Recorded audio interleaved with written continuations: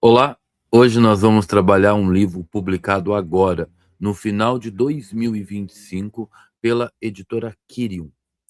Virtudes intelectuais para o dia a dia. Um guia para a excelência mental. Bom, este é um livro para qualquer pessoa que deseje melhorar.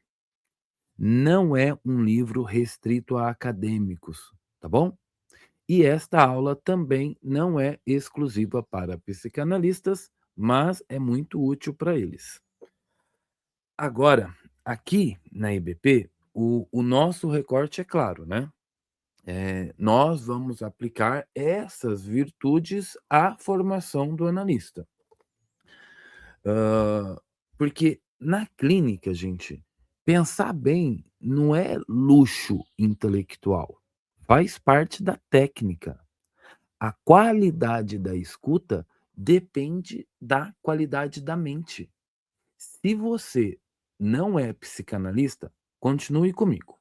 Os princípios que nós vamos trabalhar aqui se aplicam à vida intelectual também em geral, tá bom? Nas decisões que você toma, na forma como você interpreta os acontecimentos, na maneira como você julga as pessoas, situações. Pensar com rigor é útil na clínica, mas também é indispensável na vida. Se você ainda não me conhece, eu sou Rafael Marques Menezes, psicanalista, diretor da EBP, e é uma alegria ter você aqui comigo neste vídeo. Hoje nós vamos trabalhar o que são virtudes intelectuais. Porque o caráter intelectual é diferente de inteligência. Como que essas virtudes intelectuais impactam o estudo sério? E como que impactam também para você que é psicanalista, a escuta clínica. E a gente vai ver também por que profissionais fracassam, não é porque não sabem usar a técnica, mas porque eles falham no caráter intelectual, infelizmente.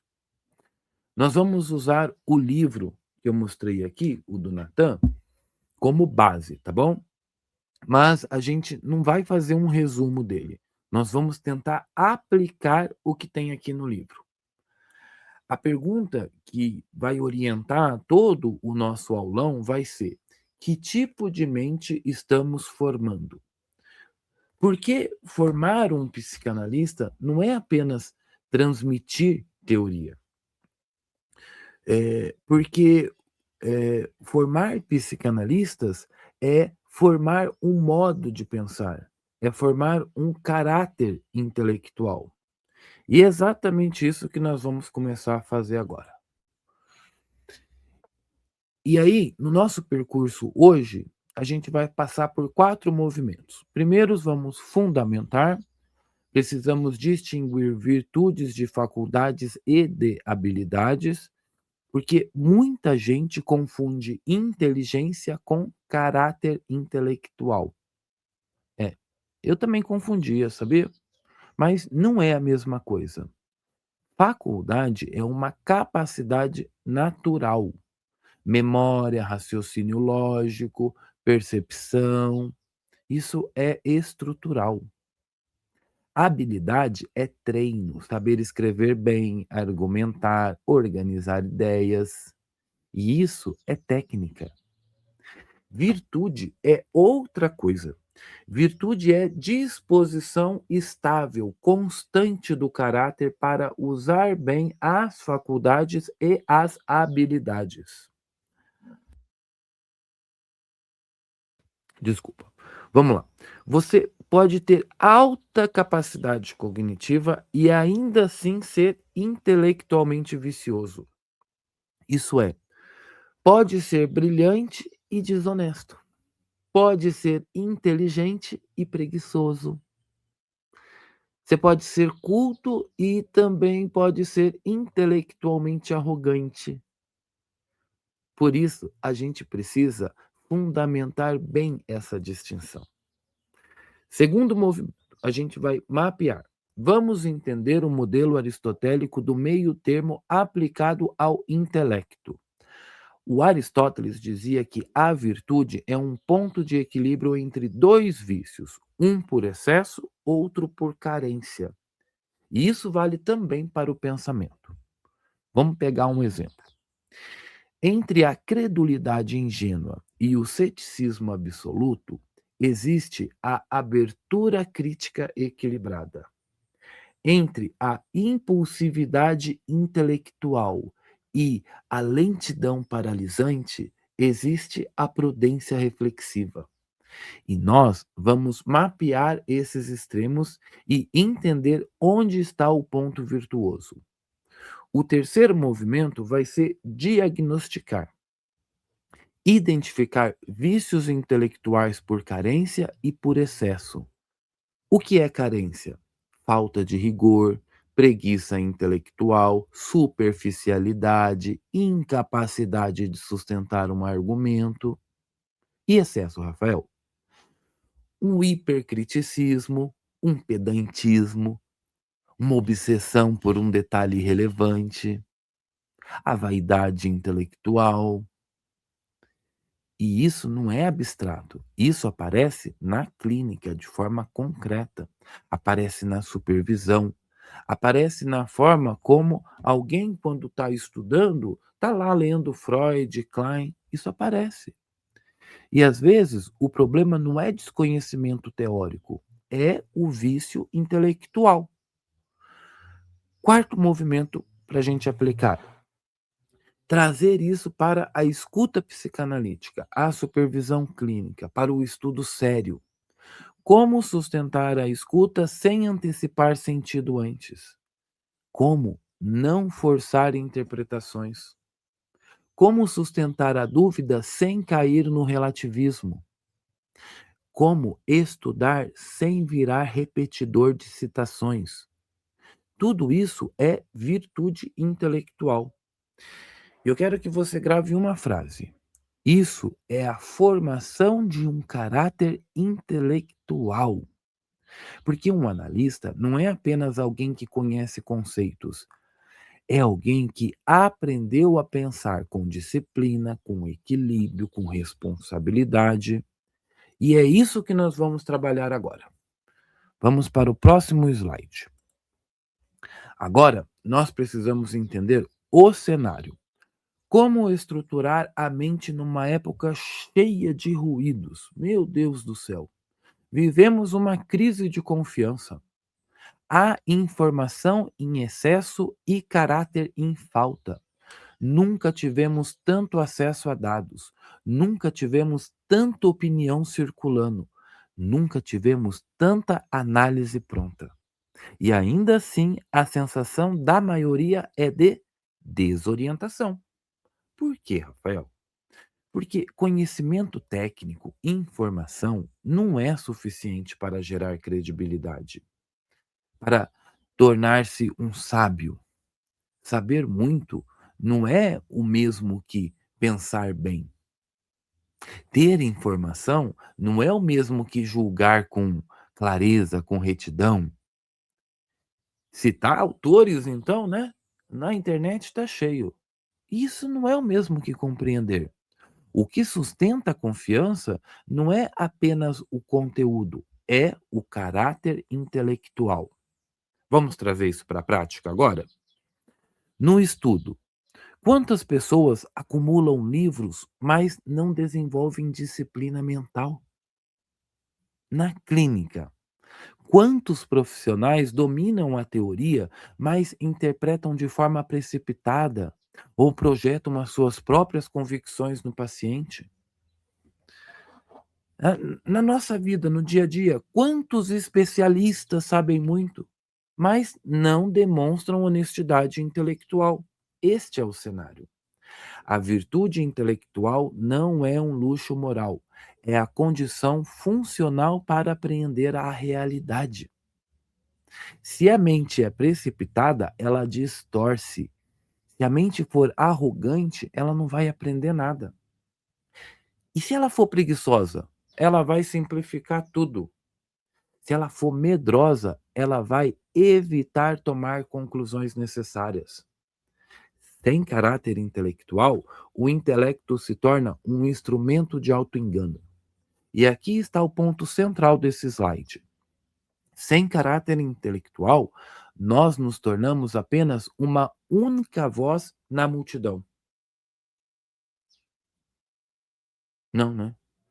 Porque sem caráter intelectual, nós nos tornamos apenas mais uma voz na multidão, mais uma opinião. A formação que estamos propondo aqui é o oposto disso. É estruturar a mente para ouvir antes de concluir, analisar antes de opinar, sustentar dúvidas sem perder firmeza, reconhecer limites sem cair em relativismos. Isso é formação. Isso é estrutura mental. E isso é o comedo da virtude intelectual aplicada. Agora, faça uma pausa internamente. Avalie se essa estrutura já está formada em você. Seja honesto.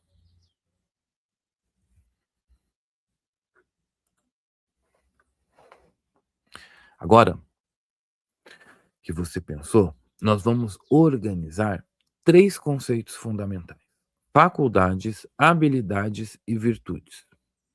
Faculdades são naturais: memória, a percepção, o raciocínio, a capacidade de comparar, a capacidade de abstrair. Você nasce com uma estrutura cognitiva. Ela pode ser mais rápida, ela pode ser mais lenta, mais analítica, mais intuitiva. Isso é um dado. As habilidades são adquiridas. Retórica, escrita, cálculo, leitura técnica, organização de argumentos. A habilidade é treino, não é um dado como as faculdades. A habilidade é repetição, é prática. Você aprende a escrever melhor como? Escrevendo. Aprende a argumentar melhor? Argumentando. Aprende a organizar um raciocínio com precisão? Estudando. Agora vem o ponto do nosso aulão. Virtudes são traços de caráter. Virtude intelectual é a disposição estável para usar bem aquilo que você tem e aquilo que você aprendeu. Alguém pode ser extremamente inteligente e intelectualmente desonesto. Pode ter uma memória brilhante e usar isso para quê? Para manipular. Pode ser habilidoso na argumentação e conduzir um debate de forma tendenciosa. Inteligência não garante integridade. Habilidade não garante confiabilidade. Virtude exige direção da vontade.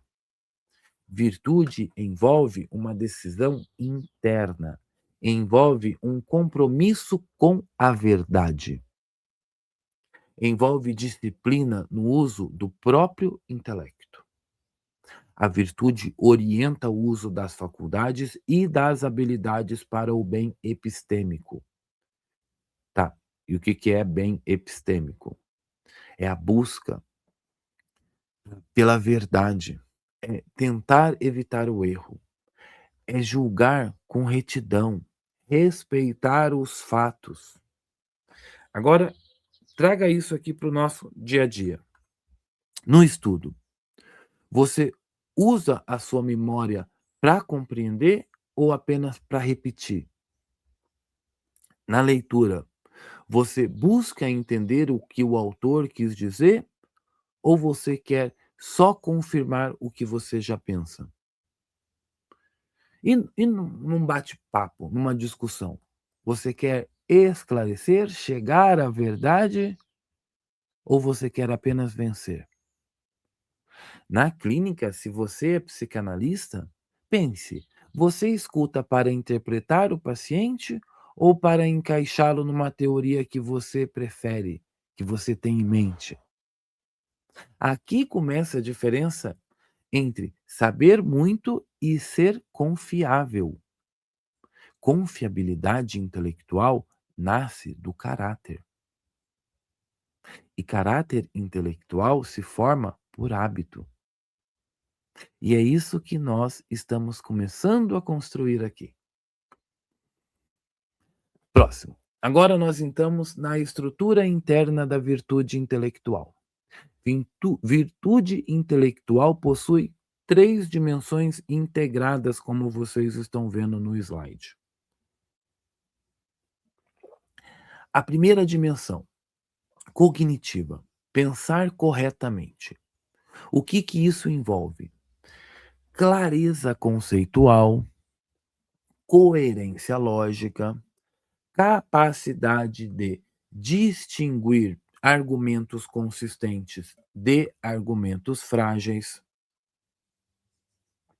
capacidade de reconhecer o erro quando ele aparece. Sem estrutura cognitiva sólida, o pensamento se torna instável. Virtude intelectual exige rigor. Segunda dimensão, a motivacional. Essa é a orientação estável para a verdade. A inteligência pode operar com precisão técnica e ainda assim carecer de direção adequada. Virtude intelectual requer disposição interna voltada à realidade. E isso significa permitir que os fatos orientem o juízo, aceitar revisão necessária, submeter a própria posição à análise. Essa dimensão organiza o uso da razão. E a terceira dimensão, a comportamental, não é TCC não. Que o fato está no agir conforme aquilo que você reconheceu como verdadeiro. Virtude não é apenas acerto conceitual, é a coerência prática. Quando o erro é identificado, ele é corrigido. Quando um limite é percebido, ele é assumido. Quando um argumento se mostra insuficiente, ele é ajustado. A virtude intelectual se manifesta na conduta. Exemplos, Rafael. No estudo, aquela disciplina metódica. Na discussão, a integridade argumentativa. Na clínica, a prudência técnica, a responsabilidade interpretativa. Guarde essa estrutura para captar esse slide. Pensar com clareza, orientar-se pela verdade e agir com coerência. Essa estrutura garante para você a virtude intelectual. A virtude intelectual é a integração dessas três dimensões. Ela organiza o intelecto de dentro para fora. Vamos para o nosso próximo slide. Agora entramos no modelo aristotélico. Virtude é o meio termo entre dois vícios. Meio termo significa um ajuste proporcional à situação. A carência, né, quando a gente vai até ela, produz omissão. O excesso produz distorção. Virtude é a medida. Aplicando ao nosso intelecto. Entre a credulidade ingênua e o ceticismo absoluto, há o juízo crítico equilibrado. Entre uma impulsividade interpretativa e uma indecisão paralisante, há uma prudência intelectual. Vamos pensar que entre uma timidez para argumentar e uma arrogância de quem sabe tudo, bem dogmática, há a firmeza na ponderação. Virtude intelectual é precisão. Vamos pegar isso e nos aproximar de Freud? O aparelho psíquico do Freud, ele opera segundo uma lógica econômica. ele regula a tensão, ele organiza a energia, ele busca a ligação suficiente para evitar tanto o transbordamento quanto o colapso. No eixo econômico, a questão central é sempre a mesma: quanta energia está em jogo e como ela está estruturada. Energia excessivamente livre gera descarga, acting out. Energia rigidamente hiperligada gera um endurecimento defensivo, uma inibição. O funcionamento saudável exige uma tensão organizada. E o Aristóteles descreve isso no campo ético. O Freud descreve isso no campo psíquico. Em ambos os casos, trata-se de um equilíbrio dinâmico. A virtude intelectual é a capacidade de sustentar a atenção cognitiva organizada. Sustentar a dúvida sem precipitação da sua opinião. Sustentar complexidade sem tentar simplificar rapidamente. Significa sustentar o conflito sem deformar o fato. Na clínica, isso se manifesta de que maneira? A carência. Vamos pensar que o analista ele pode recuar e ele pode evitar intervir. E o excesso? O analista ele pode invadir o campo, ele pode forçar um sentido. Qual que é a virtude? O analista medir a situação e intervir com precisão. Virtude é esse ajuste fino, é esse equilíbrio dinâmico. A mente virtuosa suporta tensão suficiente para não cair nem na omissão, nem na distorção. Esse é o padrão de excelência intelectual. Agora, vamos trabalhar uma virtude específica, a coragem intelectual que eu trouxe. Covardia é reconhecer o erro e permanecer em silêncio.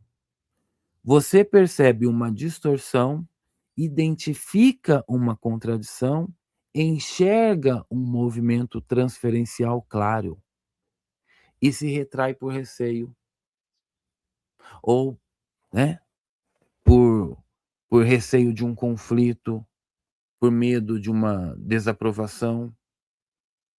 No outro extremo está a temeridade, intervir sem avaliar o contexto. Interpretar sem considerar a estrutura psíquica do paciente, se ela está ou não preparada. Confundir fraqueza com impulsividade. A coragem ocupa o campo do meio. Coragem é dizer o que precisa ser dito no momento adequado. É uma intervenção proporcional.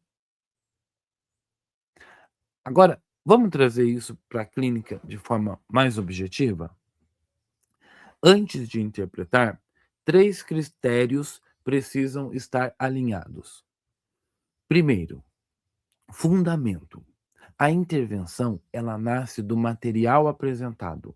Ela não é uma hipótese, sabe, aquela hipótese sedutora, ela não é uma construção do fruto da sua imaginação. A intervenção precisa que o material tenha sido entregue. Segundo, suportabilidade. O ego do paciente tem condições de ligar essa interpretação? Há capacidade de simbolização suficiente? Terceiro, oportunidade. A transferência, ela deve sustentar a intervenção. O campo deve estar preparado para receber a interpretação. Quando esses 3 elementos convergem, há espaço para a coragem. Se um deles falha, a intervenção perde a medida. Na clínica, na nossa prática, os extremos são claros. Vamos pensar como que eles podem aparecer. A carência. O analista ele identifica o núcleo do conflito, mas ele evita nomeá-lo, e aí o processo estagna. E o excesso? O analista lança a interpretação, porém sem fazer a leitura econômica adequada. E aí o paciente reage defensivamente. A virtude, o analista sustenta a atenção da sessão. Ele observa a organização da energia. Ele espera o ponto da ligação e daí sim ele intervém com precisão. Coragem intelectual exige leitura econômica. Energia excessivamente livre requer primeiro ligação. Energia rigidamente organizada exige primeiro uma fissura interpretativa, um corte. Agora, se a energia está suficientemente ligada, ela permite uma interpretação. Coragem não é intensidade, é esse ajuste técnico sustentado pela maturidade interna. Interpretar cedo demais gera invasão. Interpretar tarde demais mantém a repetição. Interpretar no tempo adequado promove elaboração. E aqui está o ponto decisivo. O maior risco raramente é técnico, é interno. O risco aparece na ansiedade do analista, na necessidade de reconhecimento, no desejo de demonstrar competência. Coragem intelectual é subordinar essas pressões à verdade clínica, é colocar o processo acima da própria imagem. É nesse ponto que o caráter do analista se torna visível.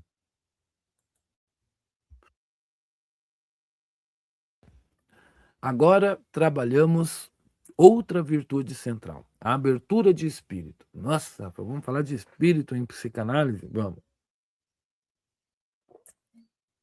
Fica comigo que você vai entender. O dogmatismo é o fechamento prematuro do pensamento. O sujeito conclui antes de examinar. É um exemplo do espírito. Você já fez uma interpretação aí de espírito antes de eu terminar de explicar aqui. Ele substitui a investigação por uma certeza antecipada. No outro extremo está a indiscriminação, a ausência de critérios, a equivalência entre todas as ideias, que é o relativismo, a sustentação permanente do julgamento. Entre esses extremos está a verdadeira abertura. Abertura não é mente vazia. É uma mente estruturada capaz de acolher o diferente sem perder a forma. Siga o raciocínio comigo. Estrutura permite discriminação. Discriminação permite avaliação. Avaliação permite um julgamento proporcional, uma interpretação clara. Abertura de espírito exige capacidade de sustentar o não saber. Não saber não significa ignorância, significa um intervalo ativo entre uma hipótese e uma conclusão. E na clínica isso é decisivo. O analista possui teoria, possui metapsicologia, possui um arcabouço técnico, mas sustenta esse saber sem utilizá-lo de maneira automática. Ele mantém a teoria disponível, ele não faz de modo impositivo. Essa sustentação ativa, ela cria um espaço para que o material do paciente se organize. Sem essa estrutura interna, o desconhecido ele está ameaçado. E diante da ameaça surgem dois movimentos: o fechamento defensivo, que é o dogmatismo, e a diluição de critérios, que é a indiscriminação. A mente estruturada mantém o equilíbrio. E isso também é leitura econômica. Tensão psíquica organizada permite tolerar incertezas. Tensão excessiva produz fechamento. Tensão insuficiente produz dispersão. Abertura de espírito é maturidade intelectual, é capacidade de sustentar tensão cognitiva até que o sentido se forme. Na prática clínica, isso significa o quê, Rafael? Escutar sem se antecipar, organizar sem se precipitar, interpretar apenas quando o material estiver claro. Sem estrutura, não há escuta. E escuta exige uma forma interna estável. É aqui que a formação do analista se revela. E agora nós vamos usar uma imagem simples e forte: a mira do arqueiro. A virtude intelectual funciona como um disparo calibrado.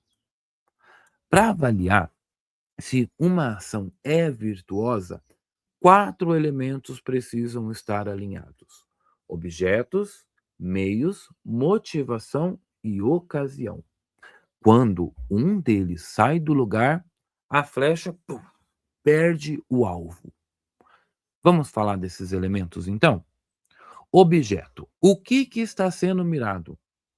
O objeto é o foco real do ato intelectual. Na vida intelectual, o objeto é o quê? É a verdade da questão. E na clínica, o objeto é o quê? A verdade inconsciente. A intervenção se torna precisa quando ela interpreta essa verdade latente. A interpretação se torna imprecisa quando ela se prende ao conteúdo manifesto. Erros de objeto produzem distorção. O analista pode interpretar a briga do casal quando o núcleo é angústia de castração. Pode interpretar o desejo manifesto quando o campo aponta para uma angústia narcísica.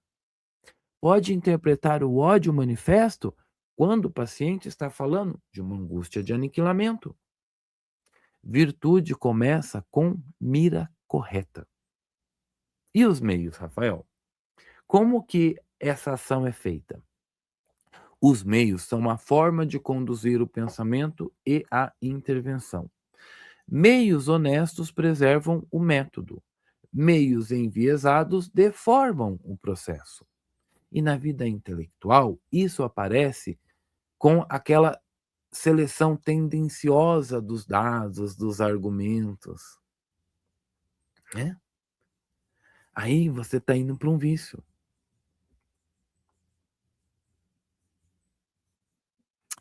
E na clínica? Na clínica, ela aparece quando o analista força o material a caber numa hipótese que ele criou.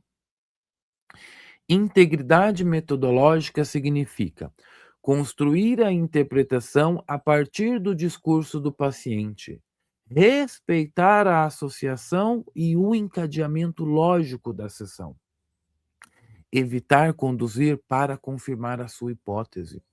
E o pior de todos, sugestionar, dar conselhos para seu paciente. Mesmo com o objeto correto, meios ruins corrompem o ato.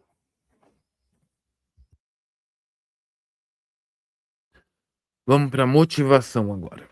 O que move por dentro?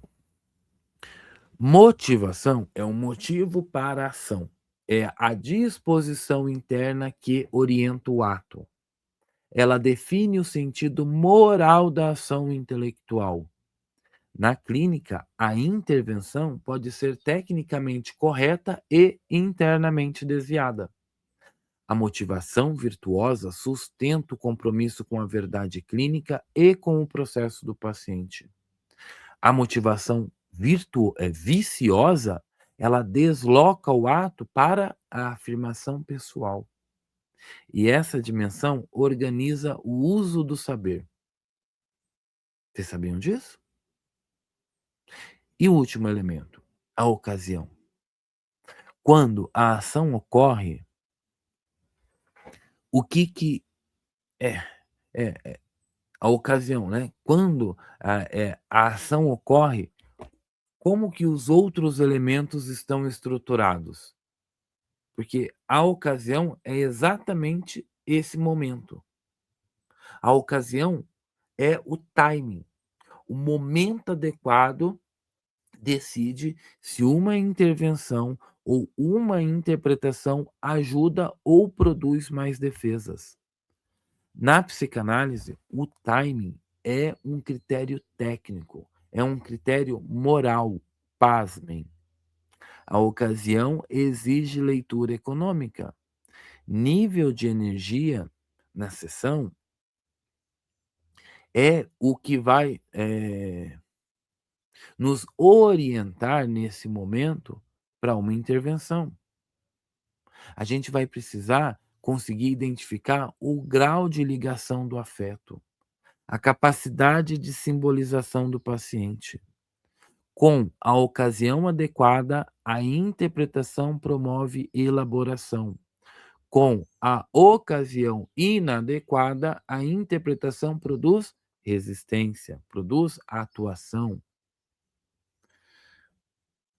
Pegando aqui o resumo do slide. O objeto correto, sem meios honestos, gera manipulação. Os meios corretos, sem motivação íntegra, gera performance. A motivação adequada, sem ocasião correta, gera imprudência. Virtude intelectual é a convergência desses 4 elementos. E na clínica, isso se traduz em um padrão simples, que é, primeiro, intervir no ponto relevante, com método íntegro, com disposição reta, no momento preciso. Essa calibragem sustenta a confiabilidade no tratamento psicanalítico. E confiabilidade sustenta a autoridade clínica, que é o que veremos no próximo slide. Agora nós entramos num ponto delicado: autoridade. Humildade intelectual não se confunde com insegurança, tá bom? E a autoconfiança também não se confunde com arrogância. Humildade intelectual é reconhecimento lúcido dos próprios limites, é consciência do que ainda precisa ser aprendido, é a disposição real para corrigir erros. Rafael, o que é insegurança, então? Insegurança é a instabilidade diante da própria competência. E autoconfiança, Rafael. Autoconfiança é o reconhecimento proporcional da própria formação. É a capacidade de sustentar uma posição quando há base, quando há estrutura. Arrogância é o deslocamento do saber para a afirmação de superioridade. É muito diferente de autoconfiança. A autoridade nasce da integração entre competência real e humildade real. Ela não depende de retórica, não depende de títulos, não depende de volume de leitura. Ela se sustenta na consistência. Reconhecer limites e reconhecer competências são dimensões complementares da maturidade. Vamos colocar Klein aqui na conversa? A Klein, ela descreve a inveja como a incapacidade de tolerar aquilo que o outro tem de bom. A inveja ataca a fonte do saber. Ela desqualifica a autoridade. Ela desvaloriza aquilo que poderia nutrir. A formação intelectual implica dependência. Dependência de mestres, dependência de autores, dependência de supervisão. Suportar essa dependência é sinal de maturidade psíquica. Quando a dependência não é tolerada, surgem 2 movimentos: a desqualificação da autoridade e a afirmação prematura de autossuficiência. Ambos interrompem o crescimento. Virtude intelectual exige suportar assimetria formativa, Reconhecer que o outro sabe algo que ainda não foi integrado. E para isso é preciso aproximar-se desse saber sem ressentimento, aprender sem competir. Na psicanálise, isso se manifesta de que maneira? Como, Rafael? Vamos pensar comigo. O paciente, ele pode reagir contra a posição do analista. O analista, ele pode reagir contra a correção que o seu supervisor fizer. O profissional aprendiz, ele pode resistir a qualquer instância avaliativa.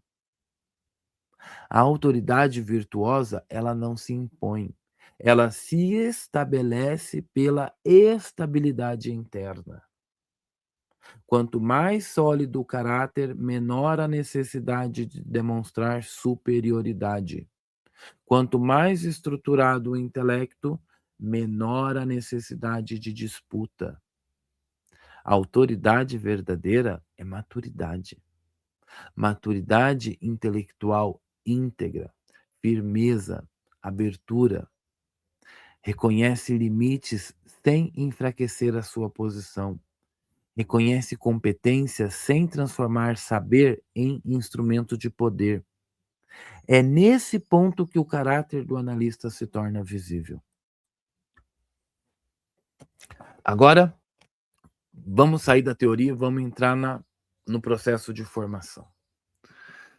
Virtude não surge espontaneamente, ela é cultivada. Virtude intelectual é uma construção progressiva e essa construção possui etapas definidas. Primeiro degrau, a instrução direta, a clareza conceitual. O primeiro passo é saber o que se está formando. Caráter intelectual, humildade intelectual, honestidade intelectual, abertura estruturada. Sem definição clara, não há prática consistente. Instrução envolve leitura sistemática, estudo conceitual rigoroso, reconhecimento dos próprios vícios intelectuais. Na formação psicanalítica, não se estuda apenas técnica, estuda-se também a estrutura do analista. Sem instrução, a prática clínica se torna reativa. Exemplares e mímese. Segundo degrau, aprender por convivência. Virtude também se aprende por observação qualificada. Mímese não é copiar estilo, é assimilar a forma interna. Observar como o seu analista sustenta o silêncio, como um analista experiente formula uma interpretação, como você recebe uma correção. A convivência forma um padrão interno, ritmo, medida, postura. A formação acontece também por presença. Terceiro degrau, a organização interna, a direção do intelecto. O intelecto exige orientação constante. Sem direção, o saber se dispersa. Organizar a própria posição interna diante do estudo e da clínica é parte da formação.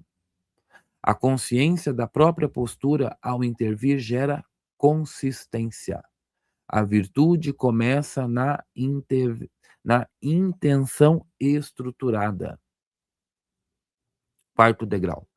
Prática deliberada. Transformar esforço em hábito.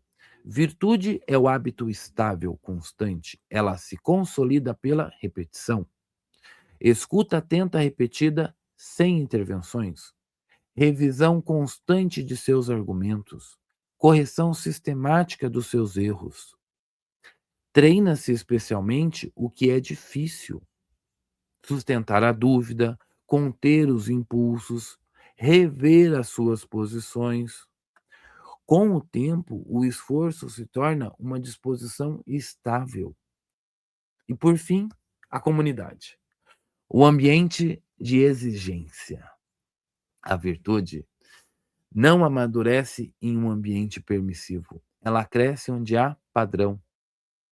na supervisão rigorosa, no debate honesto, na crítica fundamentada. Comunidade virtuosa eleva o nível técnico e moral do pensamento. Sem exigência, o intelecto acomoda. Síntese do nosso slide agora. Vamos pensar. Virtude intelectual se cultiva por clareza conceitual, por convivência formativa, por organização interna, por prática deliberada, por ambiente exigente. Excelência mental não é improviso, é disciplina sustentada ao longo do tempo. Agora nós chegamos ao ponto mais delicado da formação, a organização das motivações. O mesmo ato ele pode expressar vício ou virtude conforme aquilo que o move internamente. O Aristóteles ele é muito claro. A virtude ela não está apenas na ação externa, mas na escolha deliberada orientada pela reta razão. Duas associações idênticas podem ter valores morais distintos, valores morais diferentes. O critério não é o gesto visível, é a intenção que o sustenta. No campo intelectual, isso é decisivo. Você pode investigar por desejo de compreender ou pode investigar por curiosidade invasiva. Pode interpretar para favorecer o processo analítico do paciente ou pode interpretar para afirmar a sua própria imagem. Externamente, o ato parece o mesmo, mas internamente a disposição, a direção é outra. E na clínica isso é vital. Uma pergunta pode ser tecnicamente correta, o conteúdo pode ser pertinente, o objeto pode ser legítimo, mas o valor do ato depende da disposição interna do analista. Quando a intervenção, a interpretação nasce do compromisso com a verdade clínica, ela organiza o processo. Agora, quando ela nasce da necessidade de afirmação pessoal, ela desorganiza o campo analítico. E essas forças atuam silenciosamente. Virtude intelectual mantém a verdade como critério último. Quando o desejo de se obter sucesso ocupa esse lugar, o pensamento virtuoso perde o eixo. Excelência intelectual exige alinhamento interno. Depende do desejo estável e constante de compreender, do compromisso com justiça intelectual, da fidelidade à verdade acima da própria imagem. É nesse nível que o caráter se forma. A qualidade do pensamento revela aquilo que move. Próximo slide. É essa verdade que vai revelar o que está te movendo.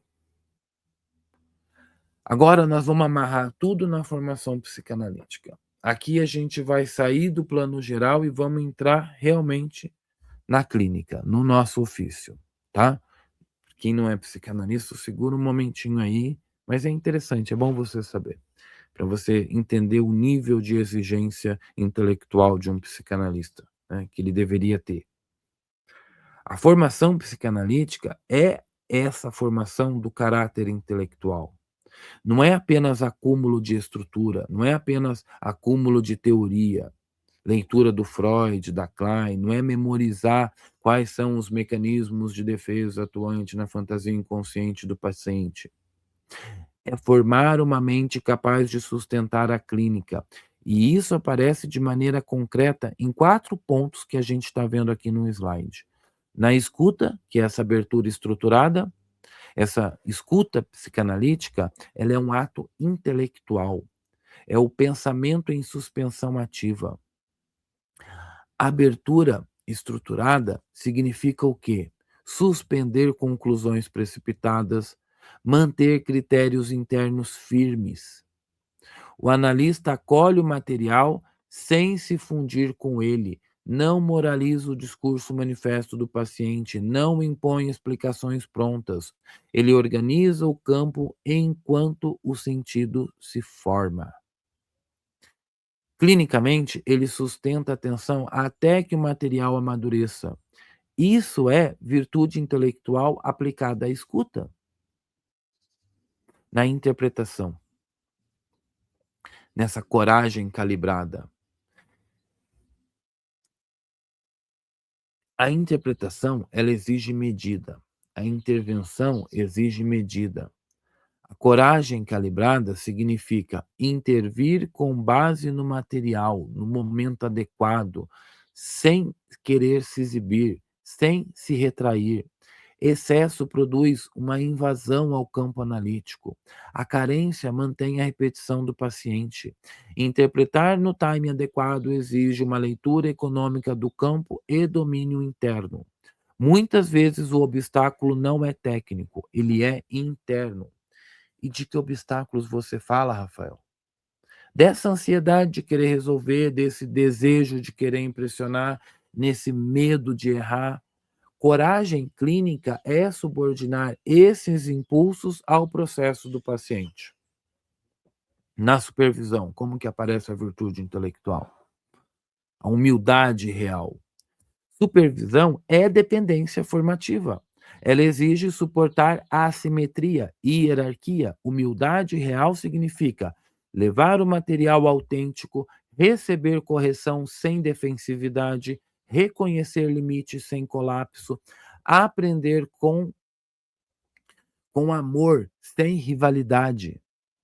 Em termos kleiniano, isso implica tolerar dependência sem inveja. A inveja ataca a fonte de aprendizado. A humildade preserva a fonte. Supervisão bem vivida forma caráter técnico e moral. Combinados? E no estudo, o zelo contra a superficialidade. Estudo em psicanálise exige rigor, precisão, tempo. Zelo contra a superficialidade significa fazer leituras atentas, precisão conceitual, saber a diferença da sua opinião para o que é teoria, revisão quando for necessário. Ler para acumular citações não forma analista. Saber citar a página de livro não forma psicanalista. Ler para compreender tem como objetivo a sua estruturação interna. O zelo é a expressão concreta de compromisso com a verdade. Resumo final desse slide. Na escuta, precisamos de abertura estruturada. Na interpretação, de coragem calibrada. Na supervisão, de humildade real. E no estudo, do zelo contra a superficialidade. Formação psicanalítica é formação de caráter intelectual, porque o instrumento principal do analista não é uma técnica externa, é a própria mente, é uma técnica interna. É a mente virtuosa agindo, e ela não nasce pronta, ela é construída. Estamos quase acabando, estamos no penúltimo slide. Agora, para concluir essa etapa, eu proponho uma reflexão direta. É um exercício formativo. A qualidade do analista, ela se revela nos vícios intelectuais recorrentes. Quais? Na precipitação, quando, né, você quer deduzir as coisas, no excesso de autoconfiança, no receio constante de errar, na superficialidade no estudo, na resistência à supervisão. Cada profissional tende a um padrão específico. O diagnóstico preciso forma o caráter. A generalização não transforma ninguém. É necessário reconhecer o próprio ponto de desequilíbrio. A arrogância, ela endurece a escuta, o aprendizado. A autodepreciação, ela enfraquece uma interpretação, uma dúvida que você quer tirar. Virtude exige identificação honesta do exagero pessoal. A formação psicanalítica não é apenas técnica individual, ela é uma construção coletiva. A EBP, ela tem como objetivo tornar-se um espaço de amizade intelectual real. Amizade intelectual real significa crítica sem hostilidade, correção sem humilhação, exigência sem rivalidade, sem briga de ego, crescimento compartilhado. Quem estuda na IBP sabe, é aluno do primeiro período com do último período, com membro, porque comunidade forte sustenta padrão alto. O isolamento enfraquece o pensamento. A formação madura nasce de exame pessoal e ambiente exigente. E essa é a responsabilidade de cada um de nós. Sobre as virtudes, a parte 2 do livro, ele vai aprofundar cada virtude específica, tá bom? O livro do Nathan King aqui, Virtudes Intelectuais para o Dia a Dia, um guia para a excelência mental, da editora Kirion. Aqui, na segunda parte, você encontrará o detalhamento conceitual de cada disposição intelectual. Humildade, coragem, zelo, abertura, honestidade. Se queremos formar analistas confiáveis, precisamos formar mentes disciplinadas e orientadas pela verdade. Confiabilidade clínica não nasce apenas da técnica. Ela nasce do caráter intelectual. Excelência intelectual é ordenar a alma em direção à verdade. E ordenar a alma exige disciplina, medida, intenção reta. As referências da aula de hoje, o livro do Nathan, que vocês estão vendo aqui na tela, e também esse livrinho aqui, dessa editora forense, recomendado. A editora foi recomendado pela Bruna Torlai. Eu fui comprar o meu Ética Nicômaco, que é a base também para sustentar o pensamento dessa aula. Então, se vocês forem adquirir o de vocês, essa é a melhor edição para se estudá-la, tá? Essas obras estão disponíveis no link aqui na descrição do vídeo. E se você deseja aprofundar a sua formação ou tornar-se, tornando-se membro da IBP, quiser integrar a nossa comunidade, que leva a sério o caráter intelectual do analista, o QR Code aqui em cima permite você iniciar esse processo. Ali a gente tem uma ficha, você vai preencher, vai ser agendado uma entrevista comigo, você vai passar por uma avaliação e, sendo aprovado, passa a integrar a Escola Britânica de Psicanálise no Brasil. Porque formação exige compromisso, e compromisso começa pela decisão de pensar com rigor. Muito obrigado pela sua presença, foi uma alegria ficar aqui quase uma hora com você, quase uma hora com você. E se você ficou até aqui comigo, curte o vídeo, compartilha, manda para um colega seu que estuda psicanálise, para um colega seu que é um estudioso, que busca essa vida intelectual, que busca essa verdade, compartilha com ele. E compartilha no grupo da faculdade também, é bom, ajuda a levar esse rigor intelectual, essas virtudes intelectuais para mais gente, né? E deixa aqui um comentário para mim no vídeo, para eu saber como que essa aula foi útil para você. No mais, meu muito obrigado. Foi muito bom estar aqui com você e fico te aguardando no próximo aulão. Terça-feira, às 8h30 da noite ou quinta-feira, às 9h10 da noite. Vai ser uma alegria ter você ao vivo lá comigo. Até lá. Por que eu escolhi a EBP? Olá. Por que eu escolhi a EBP? Por que eu escolhi a EBP? Por que eu escolhi a EBP? Por que eu escolhi a EBP? Por que eu escolhi a EBP? Eu escolhi a EBP pelo conteúdo sério e bem elaborado, corpo docente bem preparado, Direção e coordenação, supervisões, com as aulas práticas que tem, com leituras extremamente enriquecedoras. Método diferenciado por ter estágio remunerado e porque cada aula é uma sessão de psicanálise. A gente tem oficinas que são excelentes e também temos estágio supervisionado. Aprendemos a sustentar o silêncio, a escuta e o tempo do outro. professores excelentes que se aprende na prática, na real, em oficinas semanais e acesso a conteúdos extraordinários. Questões que muitas vezes me deixavam em dúvidas foram sanadas graças à EBP. Porque lá eu tenho teoria, prática e supervisão. Com aulas sempre ao vivo, esse foi um diferencial muito importante. Atendimento direto e muito acolhedor. Formação de qualidade com professores experientes e oficinas para práticas clínicas. Eu aprendo com aulas ao vivo e aulas práticas que me permitem tirar minhas dúvidas e interagir com professores e colegas. Com profissionais realmente interessados em trazer conteúdos. Porque o método de ensino é exclusivo, com aulas práticas, teóricas, supervisões. Aqui a formação vai além da teoria. A EBP me trouxe muita segurança nos meus atendimentos. Nós encontramos sentido, verdade e estudo. Eu sou Cláudia Baione, eu sou EBP. Eu sou Esther Guedes e sou EBP. Eu me chamo Carla e já faço parte da EBP há um ano e sou extremamente grata a eles. Meu nome é Andréa Rosa e eu faço parte da EBP. Eu sou Cleide Viana e faço parte da EBP. Meu nome é Aline e eu faço parte da EBP. Meu nome é Fernanda Lino e eu sou o EBP. Meu nome é Maria Helena e eu sou EBP. Eu sou Tânia Oliveira e faço parte da EBP. Meu nome é Mari Rosendo e eu sou EBP.